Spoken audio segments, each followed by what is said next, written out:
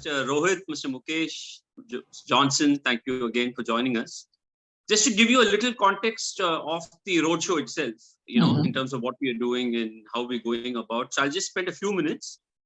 I don't know whether you already have a bunch of questions that I had shared with the Gaurav and the team. If you have and you've looked through it, great. So my intent is to try and make this like a panel of sorts, so that some questions are thrown, and then depending on whoever is comfortable to answer, you could take turns in answering them. Maybe we'll try and keep it to about 40 minutes, keeping in mind everybody's busy schedules, etc. I know it's a little late for you there. So I am the Chief Strategy Officer for this company called Mikro Grafeio, and we are, as Gaurav said, we are a holistic execution implementation partner for KDEM. So we are starting off by doing this US roadshow arrangements for KDEM, but our intent is to truly be the fulfillment partner for KDEM over the course of the coming years, as KDEM is able to bring more and more investments into large Karnataka. So this roadshow is planned for about 10 days. Around the 22nd, 23rd of April, we are starting off with the east coast of US, New Jersey, and then moving on to Boston, Atlanta, Dallas, and California.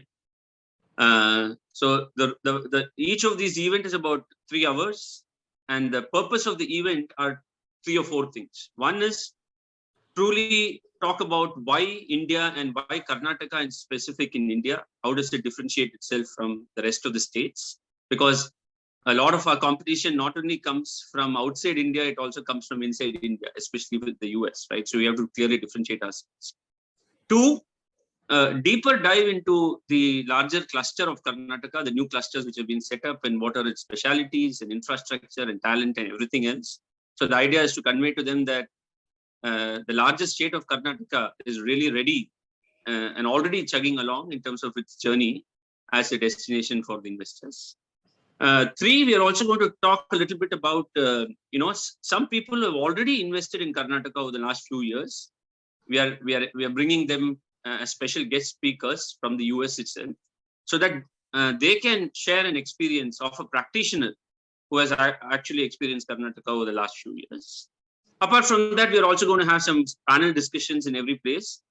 So we want to have panel discussions in such a way that we cover industries that are important to that particular location. So as an example, if you take Atlanta, is a big cybersecurity hub, and we want to cover Mysore and its cybersecurity prowess in Atlanta. Similarly, Mangaluru, I know, is IT and fintech, and maybe there's also some medtech. So we're looking at how to showcase Mangaluru's prowess in the session in New Jersey and New York. Yeah, things like that. So that's what we're planning to do. So really look forward to taking your leadership thoughts from this session and applying some of them into our sessions. We would have loved for some of you to be with us, but given the various challenges, I guess only a subset of people are here. So my hope is that we will be an ambassador for you as we start promoting Mangalore. Yeah.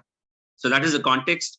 With me is my team. Nandan Bhatia operates from India, and he takes care of a lot of relationships for us. And we also have a few others, Ratna, Priya, etc. We're all part of the support team. Our company is headed by a gentleman called Santosh Mahalingam. He's a CEO, and he's based in Bangalore.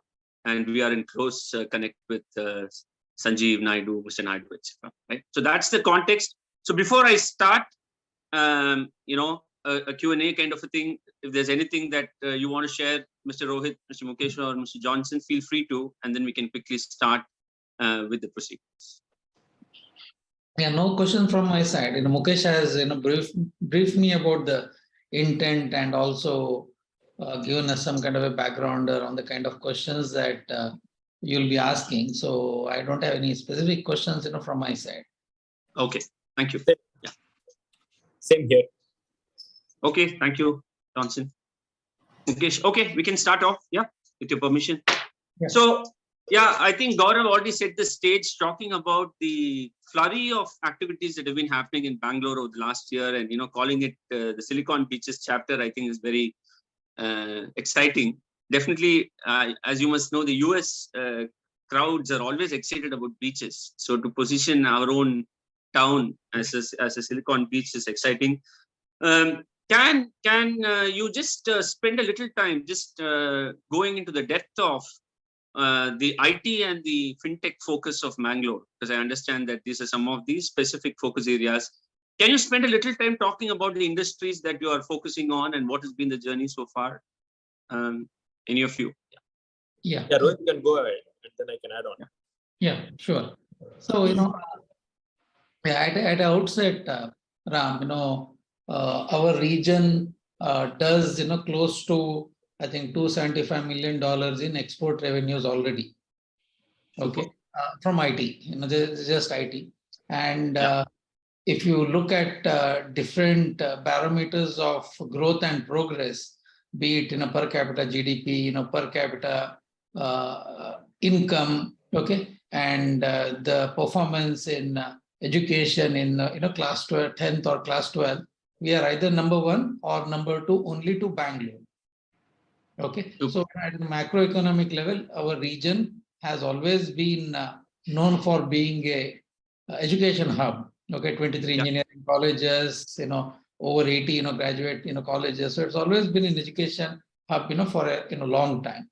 Okay, now specifically in the IT field, at the moment, I think more than, I think, close to 175 companies in this region already employ over 15,000 people, okay, in the IT, just in the IT, okay, and contributing around $275 million in export revenues. Okay, and most of the companies in this region are in the ITES space, mostly in IT services.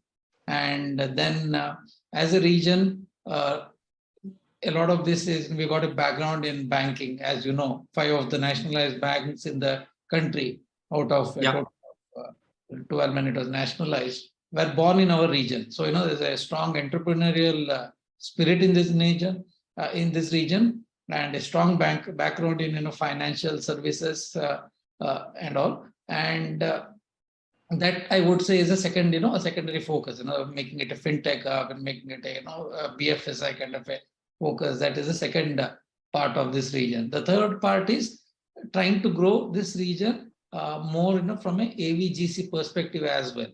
Okay, so if you ask me broadly, these are the 3 pillars of growth for our region as we plan on making it more known worldwide as a Silicon Beach of India. Just adding to what Rohith just mentioned. So we have really good folks coming out of these tech colleges who are also in this, right? So that makes a lot more easier for all these Western countries to have their operations run remotely in our regions as well. Either they're having in our regions, or we would have sent out our tech talents to cities like Bangalore, Hyderabad to work on some of the leading companies. So we have the talent in-house.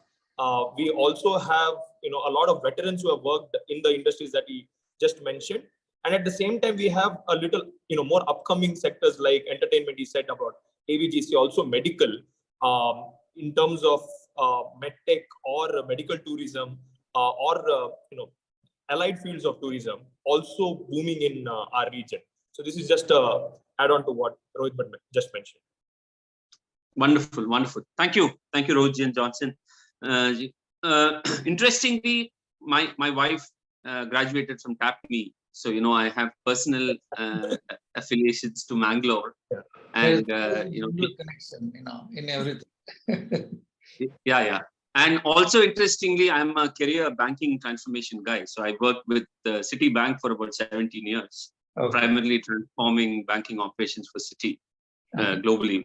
So it makes me, even though I'm now settling down in Mysore, I think my heart is tilting towards Mangalore for all the good things you're talking about. So hopefully I'll make more trips to Mangalore in my tenure.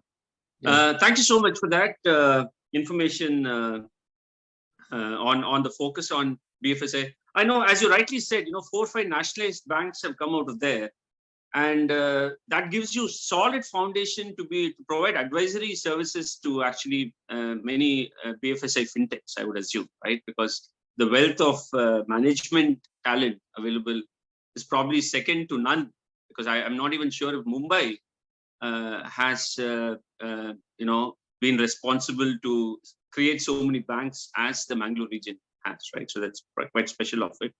Yes. Now, just stepping a little further on this, how is your ecosystem? So are you mostly startup focused in terms of what you do, or do you also have a reasonable spread between startups and SMEs and MSMEs, etc.? So how is that spread coming along? Yeah. So there is a nice spread of companies in this region.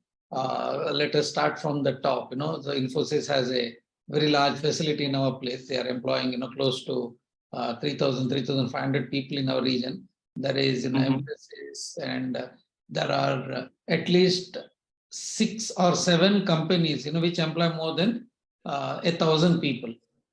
Wow. Okay. In our region. So, and then we have startups in all the way from a 2-person startup all the way to companies having 100, 150 people working in it. Okay, so I think from that perspective, there is a really good mix. Now, what is even more interesting, Ram, is that this region has 23 engineering colleges. Okay, when I say this region, I'm talking about Mangaluru, Udupi, Manipal. Okay, these 3 places, and it has got more than 23 engineering colleges, and I think at least 10 of those colleges also have their own incubation center and accelerators in them. Okay, wow. And many of them are also deemed universities, which gives them the freedom to have their own course, set their own syllabus, and be more flexible to encourage industries, in them. So I think that's a very strong point. And on top of that, we have got multiple things happening now. We just announced the cluster seed fund just for this region.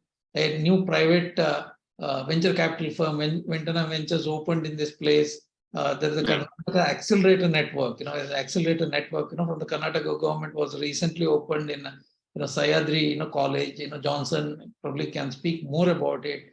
Okay, and then there are the other, supporting ecosystems like there's an STPI, which is one of the first software technology park of India, formed in this region. Okay, so there are multiple catalysts for growth as well. So you have the most important thing, the engineering colleges.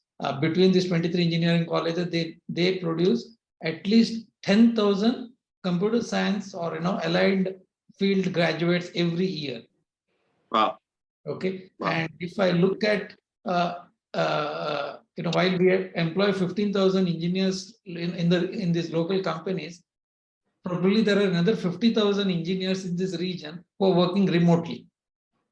Okay, so they are working for companies based in either in Bangalore, Bombay, Noida, maybe US, but they are working from home. So there is, if you ask me, there is a captive strength of around anywhere from 50,000 to 60,000 engineers and seasoned engineers working in this particular field. And because we have always been a very literate region, and 2 of the oldest engineering colleges are from our place. One is the NITK, Surathkal, started in 1961, and MIT, Manipal Institute of Technology, started in 1957. 2 of the oldest engineering colleges, and cumulatively from this region, we would have probably in the last 25 years, graduated more than easily more than 200,000 engineers. Wow. Okay. Wow. So that is a great base to work on, and I think a lot of these people carry very strong emotional connect with this region, and we keep getting inquiries. People keep reaching out to me on LinkedIn or Twitter or one of these forums because they say that, hey, look, I want to come back to this region, want to give back to this region. I heard the talent is good. I am from there, but I have not been to the place for the last 10 years, 15 years. Do you think the ecosystem is coming up? And I tell them, look, come and join us on our journey to make this place as the Silicon Beach of India. Wonderful, wonderful. So great. No, so you hit some very interesting points, Mr. Rohith. So there is no doubt that the region produces so much talent, obviously corroborated by the number of universities and engineers, etc. But typically, as a crown jewel of Karnataka, Bangalore has been attracting a lot of businesses and investments. Mhm. So when a client, let's say from the US, is propositioned with everything good about, say, Mangalore, how do we position Mangalore to them, right? Is it some kind of a hub and spoke model where we say you can have presence in Bangalore for some of the right reasons, and then you can have a more satellite kind of a model where you have Mangalore as a backup? Or should we position Mangalore as an exclusive center because of certain other benefits it brings to the table? So how would you position Bangalore, given that Bangalore has already led the way on the same space for the last 10, 20 years? Yes, I think great question, Ram. What I personally think is that we should position Mangalore as a good, spoke shore model. Okay, there are already, I think, over 160, 170 GCCs, global companies who have opened their captive centers in Bangalore, and Right. when they are looking at adding capacity, and I know that several of them are, looking at adding additional capacity rather than Right. looking at a, metro city. Okay, look at places like Bangalore because Mangalore because what we offer is not just talent. We also offer a good lifestyle as well. There is a good balance between lifestyle, okay, your personal quality of living, okay, and if that matches with the kind of opportunities that are available that in these larger companies can provide, I think this region has it in it to maybe a very good place for industries to grow. Okay, one of the good things is we like to call it everything is 10 minutes away in our place. Okay, it is urban, but it is not urban. Okay, we have some of the best beaches. We have some of the best nightlife. So you might have heard of places like Manipal, which has got 50,000 students from more than 55 countries. It's like it's a whole international city in itself. Okay, Correct. so you get to experience a Koramangala nightlife in a small town, and once you're done with that, you can go back to your normal life and no pollution, no traffic. Okay, great opportunities. Okay, great work, work life. There are great schools for even their children. International schools are there, and produce some of the best students. Class 10, class 12, and in that respect, we beat Bangalore year after year in our ranking from our regions. Our students top Bangalore. I think very good for last 20 years. So the core ingredients are there, and I think. I think just to add on to what Rohith mentioned, if you might have seen that there is a shift in the trend, especially in terms of what employees would expect, right? And most of them also trying to look into how work and life is balanced and what are the kind of amenities the organization is providing beyond what is providing in the office space. So with that regards, what Rohith mentioned about health and health related activities, with regards to your leisure, within a vicinity of 120 kilometers, you can have Western Ghats. Also, you can have some of the best beaches, adventure sports, etc. And all of that you can commute within an hour or two.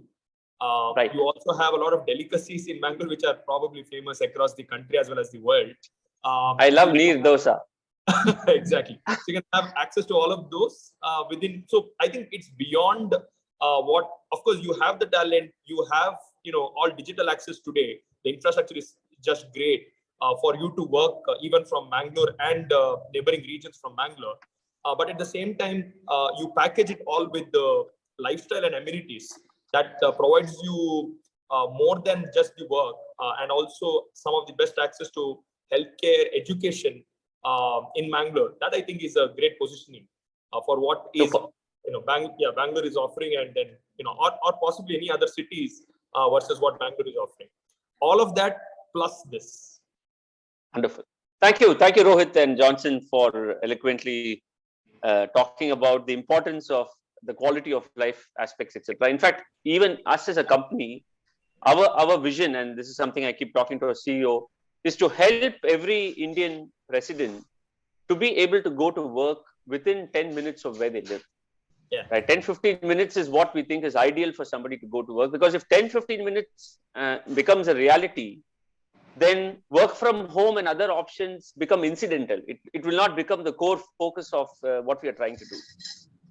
Invariably, people want a hybrid model, etc., because people live 2 hours, 1.5 hours away from work. Correct. And they feel it is not practical to go to work every day. And many people I know actually would love to go to work, because staying from home and working all the time has its own disadvantages, both for the employer and the employee. So hopefully at some point, just to add to that, Ram, yeah, there was a survey conducted by the local Chamber of Commerce, I think 1.5 years or 2 years ago, asking, IT engineers, from this region working in different parts of the country, asking them, hey, look, if there is an opportunity for you to come down and settle down here, if the right opportunities are available, would you be willing? Okay. Yeah. We got a 97% positive response. Wow. Okay. Excellent. And I think the response, the sample size was more than 2,500 people. Yeah, correct. Conducted in a limited way to ascertain the interest. Okay. Yeah. People, the COVID has taught people that you can be in different parts of the world and still do great work. And on the other side, companies have this concern that, okay, will it really work? Everything is back in normal. Can we call them all back to office? And then there is a understandable resistance from people to go back. You might have heard in larger cities, rentals have doubled because all the engineers have started come back to town. So I mean, when there is so much of friction, okay, cities like Mangaluru offer you a great work-life balance and quality of living. And if great opportunities come by, I think happy employees are very, very productive employees. I agree. Happy employees means happy clients. Happy clients means happy employer. That's how I see it. Totally. No, and I think sorry. One more point to add is that, see, when you come to cities like Mangalore, the retention of employees in your organization is also quite high when compared to the folks whom you hire from tier 1. One of the major reasons for that is cities like folks from Mangalore who are very talented, academically as well as skill focused, etc. They also have an urge to prove themselves when they want to grow in the ranks of the company. So the urge for them to grow, the resilience that they have, quite because of the culture and also the kind of environment that they come from, make them to stick to a company for a very long time. And I think that one aspect of cities like Mangalore is of a great advantage, especially for companies where the churn rate is super high of 20-25%. I think that's a great value. Totally. Yeah, these are great points, and largely resonates with the vision and the value system of what we should be all doing as a nation. I think de-urbanization is I think the focus, right? There's no point in engineers and graduates flocking to metro cities anymore. So I think the great work that clusters like you and Mysore and Hubli are doing is probably a blueprint for the whole nation to follow, is how I'm seeing it. Exactly. And I'm sure it'll happen in due course. Yeah. So talking about just one more question on the talent part. Now, how readily employable this talent is in the industry, Mr. Rohith? Is there a bridge in terms of skilling and training that is required? How do you see that? And what is the investment that your cluster has made towards making them as employable as possible right from the set-go? I think skilling is Johnson's strong point. Do you want to take that, Johnson? Yeah. So one of the things that we have seen. One of the things that we have seen nationwide is the intervention of new education policy, which has brought a tremendous change in the way education is imparted to graduates. But the second thing, what the Karnataka government has done in specific is introduction of the skill labs. So that imparts the necessary skill sets that is required for these students, which help them to become job ready. So what we see, of course, you can't have all the skill sets that the company needs, because the company has its specific needs as well. But what's interesting is to see the graduates of the colleges in Mangalore would fit into those roles in a span of just 1 or 2 months, 1 to 3 months, and that reduces the overall cost that of the companies that needs for training and fitting them into a specific job role. So that is one. So we have also seen a lot more opportunities in terms of internship for students right in their second year and third year, and they do a lot of experiential learning, hands-on learning. They do a lot of community-centric projects. All of this is happening in the colleges that are there in and around Mangalore as well. So that way you would see a lot more competitive, critically thinking, problem-solving crowd, and of course Mangaloreans are known for speaking out, very good in communication. So you would see more resilient, more communicative, more collaborative crowd that comes from Bangalore. So I think a little positioning in terms of job roles and a little of fine tuning would make them, more than job ready for any companies that want to set up their office in Bangalore. Wonderful, wonderful. Okay, so are you?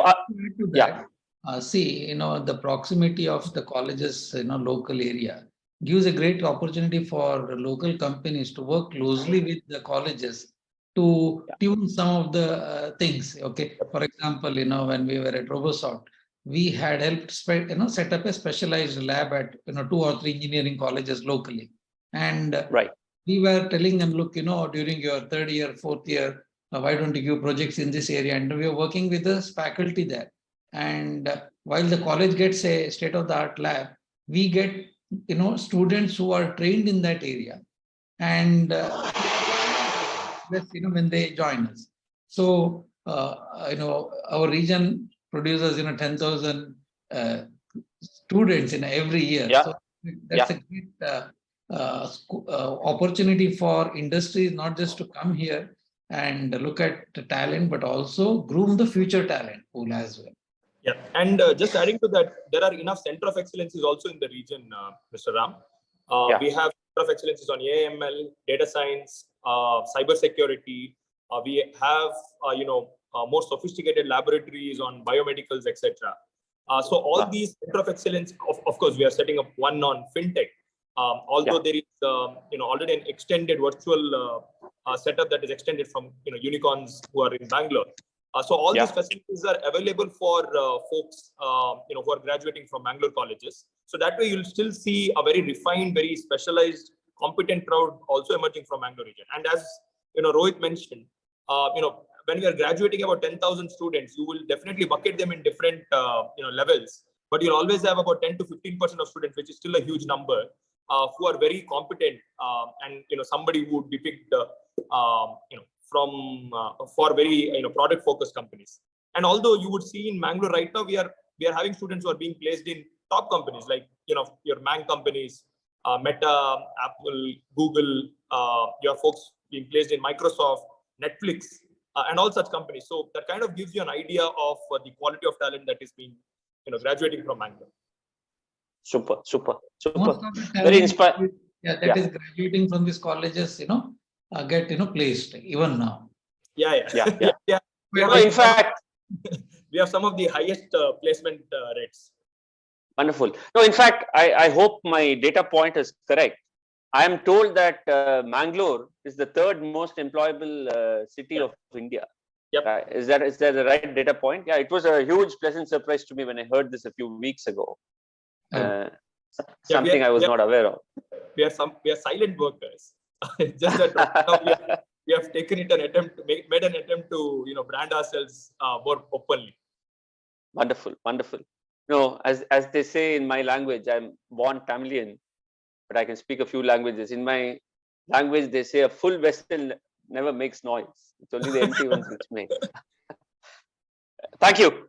Quickly moving on to the infrastructure, right, that you have built, right? Can you just throw some light on what is the infrastructure built and what is the typical, employment model, right? Are there STPIs that people are coming and setting up shops in, or are you looking at spreading your offices across the city like satellite offices so it's much easier for people to commute? Can you just throw some light on some of these things? Yes, I think, in this region already, there is a good supply of, infrastructure. So, fortunately for us, the first government supported infrastructure was, from STPI. Okay. And, post that, companies like ourselves, we started building our own infrastructure, and, progressively the private real estate players have started offering their own capacities. Okay. At the moment, there is close to 1 million square feet of ready built up area available for companies to move into. And, these are all IT infrastructure that, as KDEM, as part of KDEM, we have been consolidating for the last few months, just to understand, okay, if companies come based on all the effort that everybody is putting, is there infra available? And, there is a ready-made infra available for up to 1 million square feet. In addition to that, there are 3 IT parks, again, from the private players that are being built, and 3 of them, Northern Sky, Cubics, and IDZ. And I think when these IT parks are ready, I think, they'll add at least 5 million square feet of readily built up area. So I think, we are well set on the private side as well. I think, Rohith, one more point that we can also specify here is the whole, mandate on carbon credits, right? And this is something like very mandate for Western companies when they're setting up ESG, offices in various cities. So you can consider that also as a larger aspect. So you can have, more greenery spread out in Mangalore. Especially when you're planning things out. So we are very conscious about those things. Sustainability is a big thing in Mangalore. So a lot of those aspects can be considered when you're setting up your offices in Mangalore as well. Yes. And I think Mangalore airport is very close by. It's just 20 minutes from the airport, and good connections both locally as well as international. We are connected to Gulf countries, and through Gulf countries we get to fly to different parts of the world. So even there is direct connectivity, from that perspective as well. Second busiest port airport in the state. The busiest port, one of the largest port in Karnataka, and even the transportation, the public transportation system for intercity, inter-town movement is great. So I think from infrastructure also, as a region, we have always been a very private.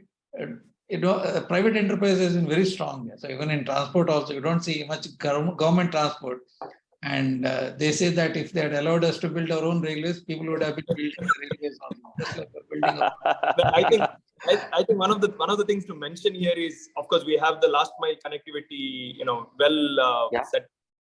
But the cost of transport is very, very low compared to how it costs in Bangalore.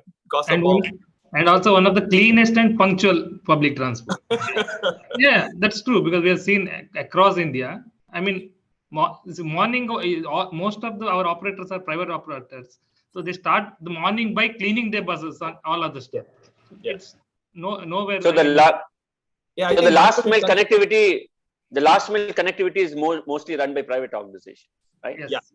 And I think Mangalore is also considered as one of the safest and cleanest city, right? It comes in top 10. It is the safest city in India. As per the. Very good to hear. Very good to hear. So great. So I think you all already. Are there any expansion plans? Is a Vande Bharat Express or expansion of airport in the annual? Because I know your planes sometimes had the runway was a little tricky. I know that was the history to the Mangalore. I think some expansion work was done over the last few years. Is it now well connected to all the metros of India, Mr. Rohith? Yes, it is connected to Bombay, it's connected to Bangalore, it's connected to Hyderabad. Recently there was a connection all the way to Patna. So you can imagine, if Patna connectivity, and from Mangalore. See, the good thing is, there is a lot of student population here. I think at least, if Manipal itself has 50,000 students, for medical, all these things, and then all the Right. other places put together, close to 125K outstation students in this region. Okay, and Yeah. them middle class, upper middle class, and who can afford air transport. So the air transport providers are on their own expanding the capacity, and we have great Gulf connectivity because a lot of people from our region go to Gulf and work there, and that has encouraged companies to airlines to operate more and more flights out of More fleets. Yeah. this daily Nice. connectivity to Dubai, Abu Dhabi, and multiple other cities in the Gulf. So, No, it's a great I would say impetus point, because most Western clients and businesses would like to take a hop in the Middle East and then directly fly into India if there's an opportunity, right? So if they had to come to Bangalore and then again take a flight, that would have been a bummer. But I think we're in a much better space than. no, even better, when you're flying to US from India, from Mangalore, you can do your immigration pre-clearance in Abu Dhabi and then fly. That's so correct. You just walk out. Wonderful, wonderful, super. Finally, last two things. I want to spend a little time talking about both the cost of business operations and cost of living. How would you? I know compared to Bangalore, you will be much better, but how would you compare yourself with the rest of the state, the other clusters, and in general, say tier 2 cities of India? Yeah, I think comparing to Bangalore is always easier because everything is cheaper in the Correct. compared with Bangalore. Correct. Yeah, Correct. but jokes apart, I think the cost of operation is definitely lower than other, because it's still a tier 2 city, doesn't have all the overcrowding from IT crowd that is available. What you need to look out is more about the balance, the balance of various factors. Okay, right. Cost is one part of it. It is definitely lower, but is it cost? It is a good cost place which offers great quality of living, which helps you to retain your people longer. Reduced attrition means reduced replacement cost. Okay, happier people means happier clients, better products. So when you look at all these costs, I think we are easily one of the better placed tier 2 geographies in the country. So is it fair to say that when you hire a employee out of college, let's say TAPME or one of the other engineering colleges there, the salaries that are provided are largely comparable to what Bangalore would provide, but it's actually the infrastructure cost and the total cost of operation that comes down because of all the good factors you spoke about? Yeah, see, the thing is, when you are so close to Bangalore, we have no other option other than to pay comparable salaries. Okay, right. Because, the talent just drives away in the middle of the night, because we're a short hop away from Bangalore. So I don't think there's much of salary difference between the two places, but cost of all other operations is a lot lower. I think salaries are comparable. People want to come down here. They don't have to compromise on salaries. And at least I have not seen that happen. And our experience is that when we pay salaries, you get great talent. The other way of looking at it is, rather than comparing it with what is the salary being paid in Bangalore versus what is the salary being paid in Bangalore, we also look in terms of what is the cost that is associated with every employee, right? Because that is something that does the employer a lot, and that makes them look at other opportunities and jump. But when we know that much of the crowd that comes to Bangalore actually come from various cities, while you have the same talented crowd in Bangalore who would love to be in Bangalore and work for the similar kind of organizations, the people who are going to work more freely or less stressed are more, right? Which is what Rohith was mentioning, that the quality of your work and the productivity that you would gain in terms of your work, that is very high. So the quality of work is much more higher when you have folks in their hometowns and working for the company. So ideally, if I were to set up a company if I were to set up in some cities where I would get the same talent, and I would know that, okay, my folks are thinking about what is the cost of living, etc. They have to now move an entire family, so the entire cost is going to be relatively higher. Or maybe their spouses are in some other cities, they are in some other cities, they are always thinking about them, etc. And the commute that it takes for them to at least go back once in a while, all of that would add up to their cost. Versus when I'm in my hometown working for the same company, with the lower cost and more time with my family, etc. I think that attributes a lot to the quality of work that I'm going to receive. So with the same makes sense. Great outcomes, I think that's a better way of comparison. Yeah, I agree. I think a myopic comparison makes no sense. I think we have to look at the larger picture, when we position the cost aspect. So one thing that I am a little concerned about as a phenomenon itself, Rohith, Mukesh, and Johnson, is I think there is no doubt that COVID has changed the mindset of both employers and employees, and we are seeing that most of them don't want to go back to the metro cities for the right reasons. Now, these are people who have tasted the metros, gone back home because of the COVID phenomenon, and are seeing the benefits, right?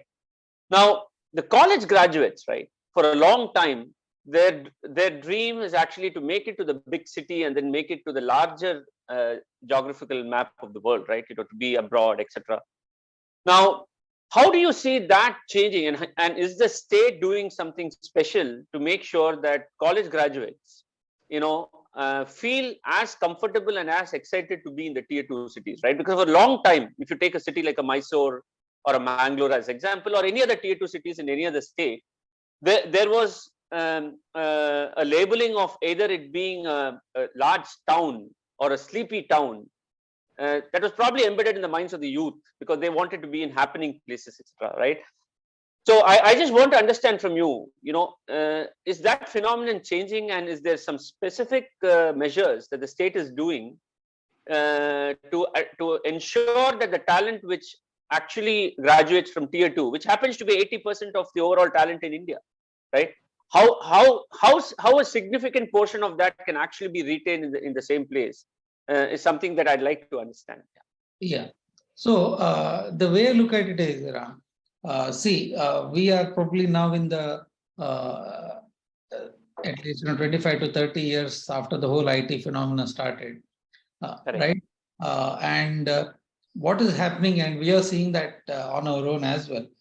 People who have moved out of the place after a few years, after 5 years, some people think of coming back after 5 years, some people think of coming back after 10 years, some people think of coming back after 15 years for various reasons. They have left the town, okay, but they're also looking at considering coming back. Okay, if there is opportunity, a good number of them would definitely come back. Okay, so while being in a smaller place, there is a propensity for young students to always look at larger city. There's always a reverse thing that can happen. Okay, two things can happen. One is the students who are happy being in a smaller place will choose to do that if there's a good opportunity.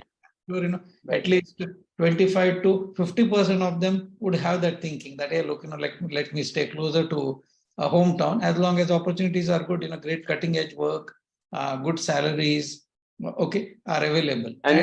And for many of them, the expense of renting a place, etc., is probably not there because they probably end up living with their parents and stuff. Yes, yes, correct. Some people like to live with their parents. Some people want to go away from their parents. Both categories as well. But the good thing is, there is this whole thing of ecosystem being large enough that there is a two-way movement. Okay. And I've seen mostly in my experience that as soon as people are in this 26, 27 years of age and they started looking at settling down, they're always like, okay, I'm done with all this partying on every night. So let me settle down to a more a more soberer lifestyle. And it is not that everybody switches off their lights in Mangaluru or Udupi at 8 p.m. anymore. Okay, there is a vibrant ecosystem as well. I was telling you earlier, if you go to Manipal at 12 midnight, it is as happening as Kormangala is at that time. So there are pockets of that, but I think people keep moving here and there. It's a nice thing. People should. So I just want to add to what Rohith. Sorry. Yeah. No, I'm saying, sorry, Johnson. I'm thinking that the statistics of the jobs that people are taking from colleges will also reflect some of what you're saying, right? Because I'm sure 99% of TAPMI graduates probably ended up being in Bangalore, say 10 years ago. Whereas now you'll probably have a more diversified ratio. So if you look at the whole demography of Mangalore, you have a crowd that is very aspirational, and we want them to go out, right? That's how the regional GDP is going to grow. We don't want them to sit here and then say, this is what I want to do. We want them to explore so that they bring more opportunities from the other regions, maybe abroad, maybe Western countries, and they will grow the overall wealth and create more opportunities for our region. That's one part of the crowd. The second part of the crowd would, probably go to the regional, neighboring regions like Mysore, Bangalore, or Hyderabad, or Tamil Nadu, and so on, Chennai, and so on. These are also happening places. But there is also a significant crowd which are also catering to the regional businesses, right? So we have companies like Infosys, Cognizant, and similar other organizations which are being filled by the local crowd as well. What we also aspire is to have a diversity in our region, right? We don't want only our folks to be there in the region. We also want to invite folks from other regions to also, do businesses or be employed in our region. That way, the culture becomes more diverse, and we also get to learn or share our culture and their culture within our region. That kind of gives scope for more, very diverse and more happening, ecosystem. So that's something that we want to see. So we don't want all our people to, sit back and work for all these companies. We would want to definitely send more of our folks outside and retain a significant crowd, but we also invite a lot more other folks from the other region. And that, I think, when the opportunities happen, they will come back.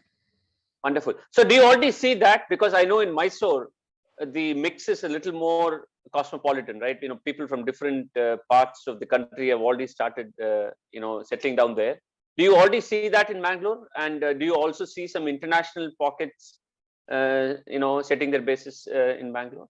We do see, but I think it needs a tipping point, which is right now what is happening. We're at the cusp of it, where, we have, the moment when somebody from another region comes in, right, he needs to know that there are multiple opportunities for him to switch, right? If he is thinking of switching, he needs to at least have those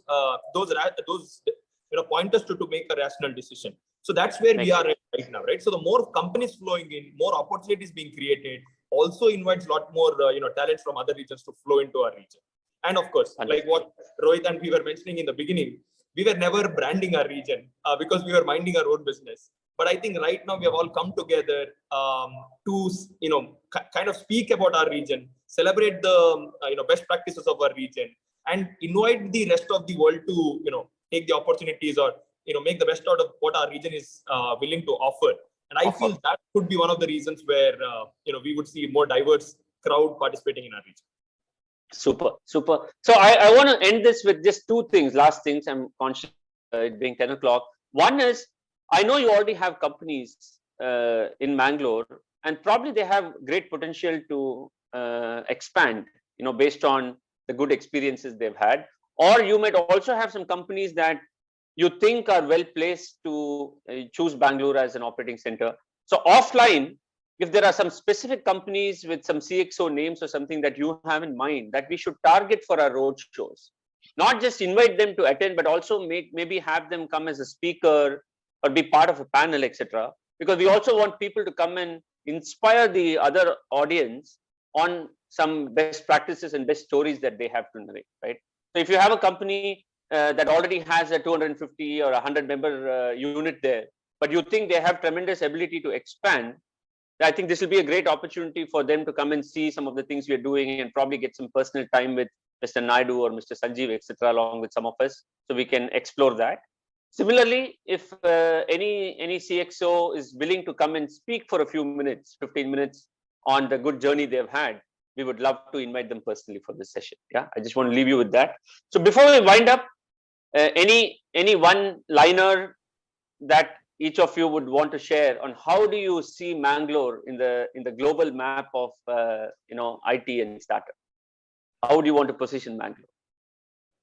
Yeah, I think Mangalore is a place with the very strong potential for growing in a very controlled manner without really making people compromise their lifestyle or their career choices, and leading a happy life, for their family as well as, for the upbringing of their children.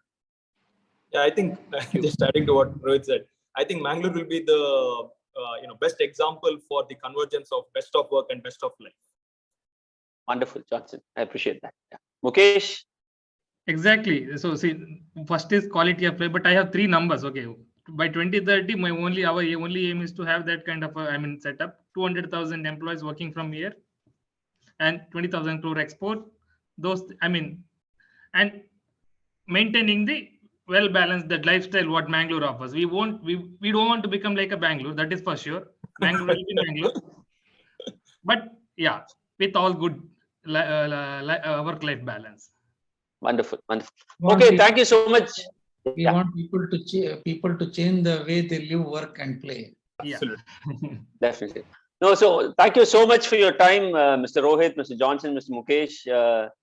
Nandan, who's there with me. Nandan, I know you've been a silent listener to this. Do you have any question to quickly ask the panel?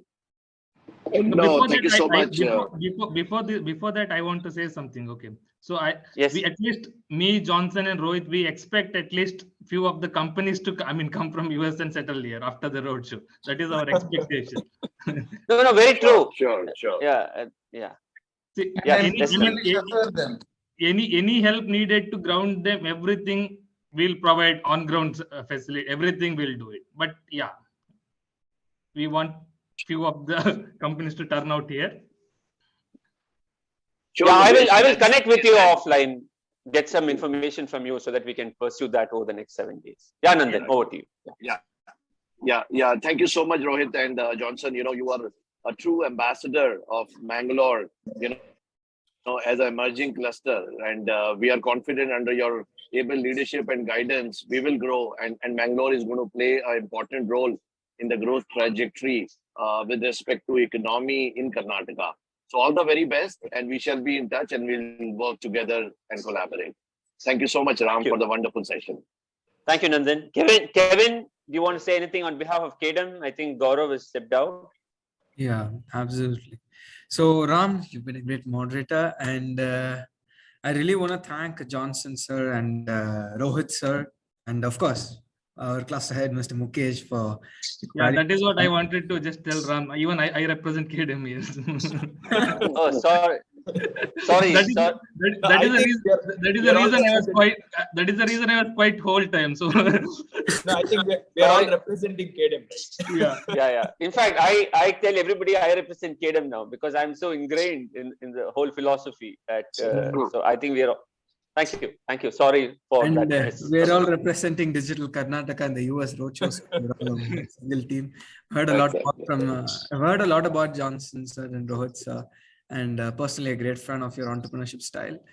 And just like how you inspired me, I hope you'll inspire our delegates in US, our future collaborators in Mangaluru. Yeah, super. Thank you so much, Johnson, Rohith, and Mukesh. I will share with you as part of the email. I'll also share with you a little bit about our own company so that you have some understanding of what we do in terms of being a full-fledged implementation partner for an organization like KDEM. And I'm back in Mysuru mid of May. I'll get in touch with one of you to make a personal visit to Mangalore so that we can further our mutual causes. Yeah. Thank you so much. I really appreciate your time. Thank you. Thank you. Thank you. Bye. Bye.